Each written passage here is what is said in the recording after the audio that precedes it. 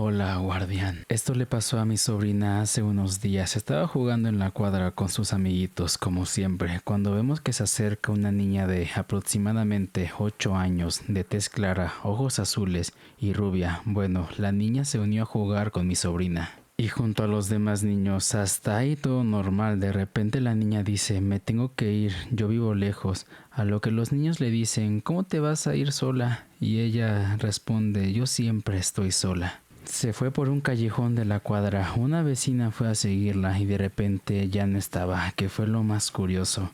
Pero lo más extraño es que los niños la vieron toda de blanco. Y un vecino la vio y otro vecino también la vio, pero vestida en jeans y blusa. Entonces ahí nos dimos cuenta de que no era de este plano. ¿Qué podría ser? ¿Un ángel? ¿O una niña que solamente estaba en pena? Y así damos inicio a Rincón Paranormal. Bienvenidos.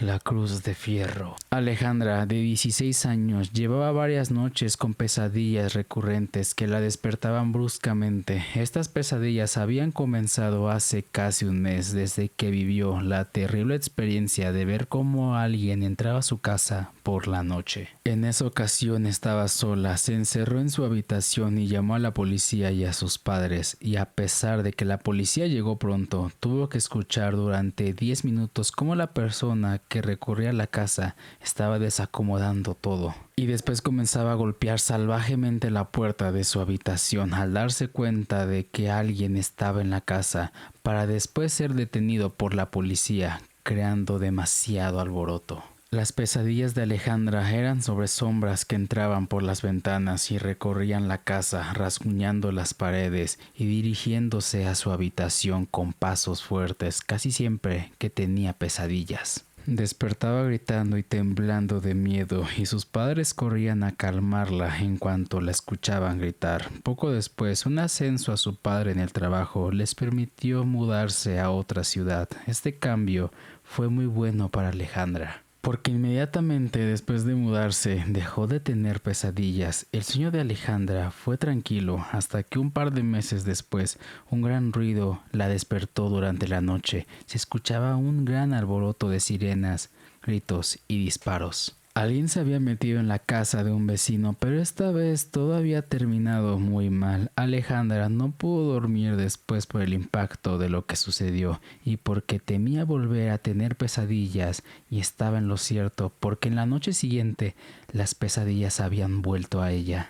Pero esta vez más fuertes. Era como si lo estuviera viendo en realidad. Podría sentir el aire frío, la vibración del sonido de los pasos y de las paredes siendo golpeadas y rasguñadas por las sombras. Esa pesadilla era como un trance del cual salió con un fuerte grito. Sus padres llegaron asustados al verla y Alejandra les contó que las pesadillas habían vuelto y que ahora eran peores. Sus padres, preocupados, la llevaron al día siguiente con un psicólogo para que la pudiera ayudar a tratar el trauma que le originaban las pesadillas. A pesar de ir a un psicólogo, las pesadillas de Alejandra seguían y cada vez Alejandra sentía más difícil poder salir de ellas. Cada vez se le hacía más difícil poder gritar y moverse para romper esos sueños tan reales. La madre de Alejandra platicó con su tía Marta, quien le comentó de que pusiera una cruz bendita sobre la pared en la cabecera de su cama, para traerle paz en sus sueños. Su madre no era muy religiosa, pero por su hija estaría dispuesta a intentarlo, y así lo hizo. Esto pareció funcionar por una semana. El sueño de Alejandra fue muy tranquilo,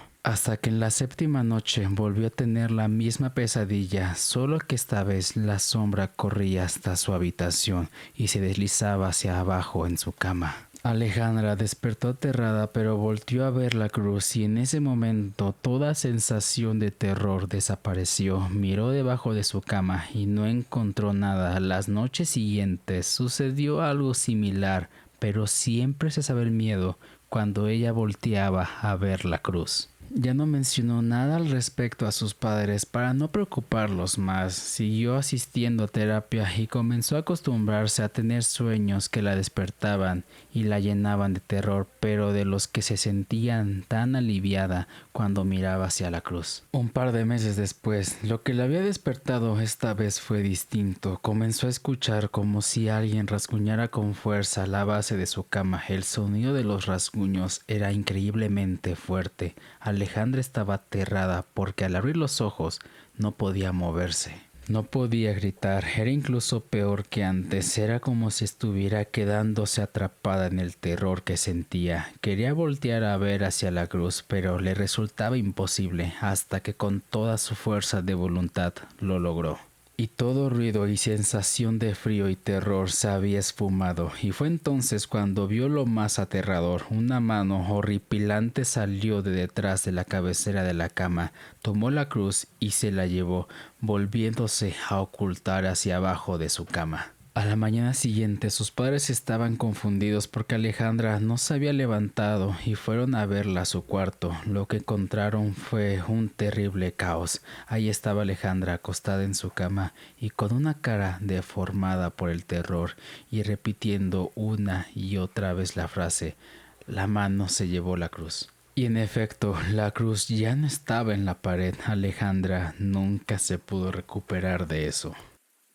La psicóloga. ¿Por qué no hablamos sobre el miedo? Durante horas había ensayado la pregunta frente al espejo. Hasta entonces, sus preocupaciones como terapeuta recién graduada habían sido únicamente organizativas: amueblar el consultorio, iluminarlo adecuadamente, dotarlo de cierto aire profesional, impersonal, sin referencias casuales a su vida, a sus vínculos, a sus verdaderos intereses. El único detalle que delataba algo sobre su vida era la fotografía de su padre, un hombre de aspecto erudito, casi marcial, con una barba prusiana recortada con masculinidad.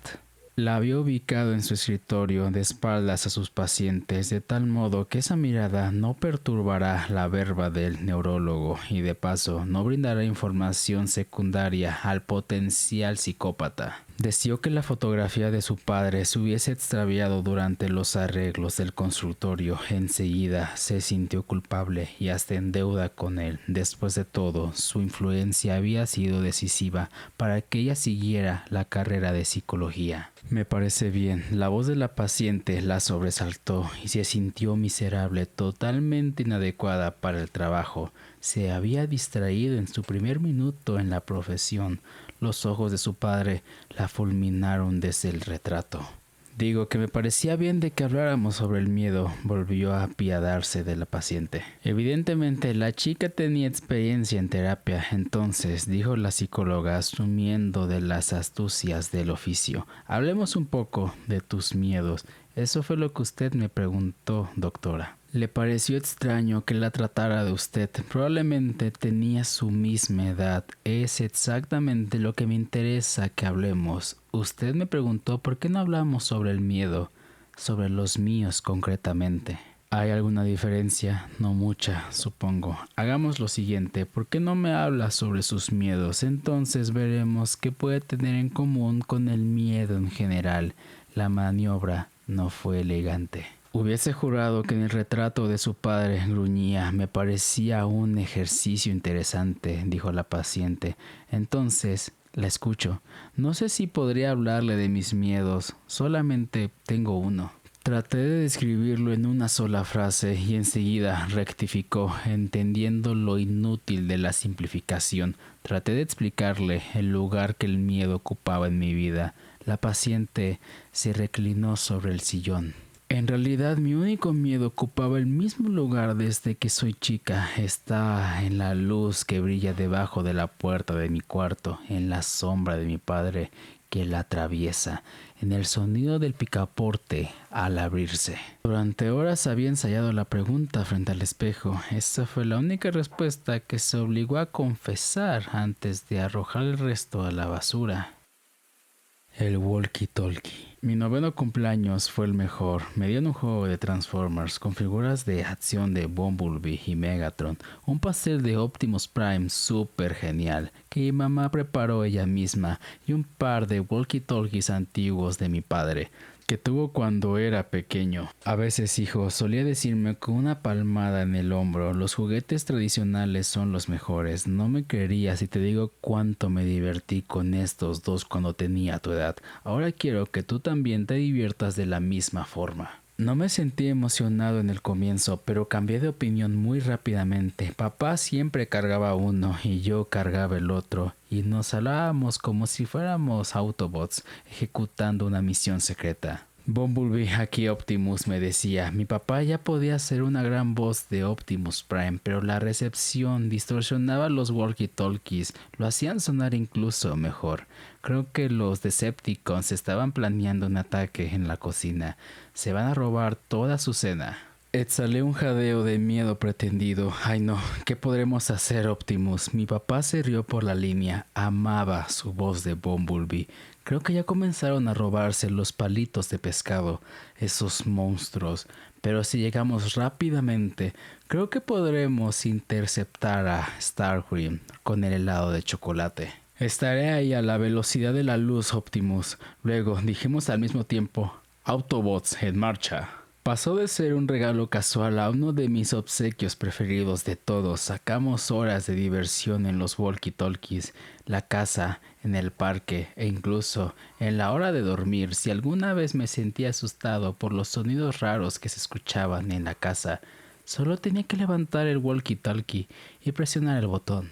Y entonces escucharía a mi padre convertido en Optimus Prime, haciéndose sentir a salvo de nuevo. Pero 2 semanas después de mi cumpleaños algo muy terrible sucedió. Mi padre estaba haciendo que algunos cuartos en la casa fueran a prueba de sonido para que mi padre pudiera practicar tocando su violín. Y mientras todos los trabajadores estaban en la casa, el walkie-talkie de mi padre se perdió. Se había esfumado por completo.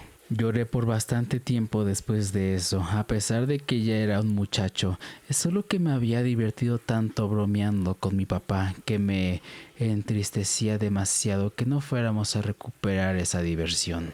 Me dijo que nos compraría un par nuevo más adelante, pero no me hizo sentir para nada mejor. Al otro día pasó algo más extraño. Me encontraba en mi habitación jugando con los Transformers que mis padres me habían regalado para mi cumpleaños cuando escuché que el walkie-talkie estaba pitando debajo de mi cama. El tipo de pitido que hace cuando alguien está tratando de hacer contacto. Había guardado el walkie-talkie debajo de la cama después de que se había perdido el de mi padre. Pero solté rápidamente a Bumblebee y a Megatron para recogerlo. Puse el botón del costado y escuché la voz de una niñita, probablemente de mi edad, que sonaba muy preocupada. Necesito ayuda, por favor, ven a ayudarme, dijo, sonando como con una voz de cachorro herido. ¿Qué tipo de ayuda necesitas?, pregunté nervioso. En ese momento no me sentía como Bumblebee. Ella siguió haciendo unos sollozos acallados como si estuviera gravemente herida. Ayer el monstruo se llevó mi brazo, se llevó mi pierna la semana pasada cuando traté de escapar. ¿En dónde encontraste mi walkie-talkie, por cierto?, le pregunté. No lo sé, aquí está muy oscuro, tengo mucho miedo. Quiero a mi mami y quiero a mi papi. Ahora me estaba asustando bastante y le pregunté en dónde estás. Me dijo que no sabía. No lo sé, me dijo. El monstruo me sacó de mi casa y me puso aquí, una máscara blanca y tiene un gran cuchillo. Creo que moriré si no voy al doctor. El walkie-talkie dejó de transmitir. La niña debió de haber quitado su dedo del botón. Eso no se hace. No volví a escuchar a la niña. Me pareció una broma muy tonta y grosera, pero mantuve el walkie-talkie conmigo todo el tiempo por si volvía a llamar. Me sentí preocupado por ella.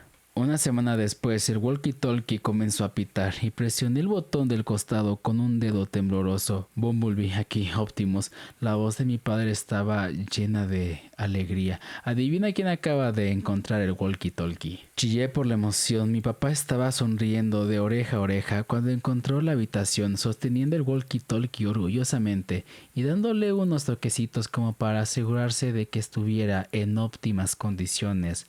Por supuesto, corrí y a él lo abracé. ¿En dónde lo encontraste? Ah, solo estaba tirado en el sótano. Se me debió de haber caído en el bolsillo en la última vez que estuve ahí. Qué torpe fui. Entre risas le di un gran y fuerte abrazo, el cual me correspondió. Tengo un papá tan increíble. Crimen desapasionado. El caso del matrimonio Giustosi mantuvo en vilo a la opinión pública durante semanas, y no porque se dudara acerca de la carátula del crimen, asesinato seguido de un suicidio, sino por la absoluta impericia de las autoridades policiales para hallar un móvil que lo explique. Los dos cadáveres fueron encontrados dentro del dormitorio, acostados uno junto al otro en la cama. Las pericias determinaron que aquella había disparado el arma, un tiro mortal y a corta distancia. Luego se quitó la vida con un balazo en la boca. La puerta del dormitorio estaba cerrada con llave desde dentro. Tal como puede ver, profesor Lugano, dijo el comisario. Claramente se trata de la escena de un crimen pasional, sin embargo, no hay señales de lucha. La habitación se encuentra en perfectas condiciones, la puerta estaba cerrada desde dentro, sin ventanas al exterior. Nos permite deducir que los cuerpos no fueron movidos por un tercero. Tampoco encontramos ningún motivo clásico, como celos, dinero o infidelidad. Ella lo mató y él se dejó matar, así de simple. Estoy en desacuerdo, comisario, dijo el profesor. Ciertamente no hay señales de lucha y menos de defensa. No obstante, todo lo que puedo observar en esta habitación demuestra que aquí hubo una larga y fuerte discusión. ¿De qué habla, profesor?, dijo el comisario. El lugar está en impecables condiciones de orden y limpieza. Incluso los dos ovitos se encuentran perfectamente vestidos, perfumados y con caras de puño y letra en la que se despiden de sus amigos y familiares. Las pericias determinaron que ambas caligrafías no fueron forzadas. Una discusión que terminaría a los balazos normalmente deja evidencias. Precisamente, la ausencia de esas evidencias prueba que esa última discusión fue sobre un asunto muy serio, en que ella fue la que mejor argumentó. ¿Y sobre qué se discutió, señor? Nada importante, al menos para su informe policial. Simplemente quién sería el asesinado y quién sería el suicida. Y hasta aquí el episodio del día de hoy, queridos oyentes de Rincón Paranormal. Espero que les haya encantado, al igual como a mí, narrarles como siempre estas anécdotas e historias paranormales. Así que los veo el día de mañana. Se cuidan mucho. Bye bye.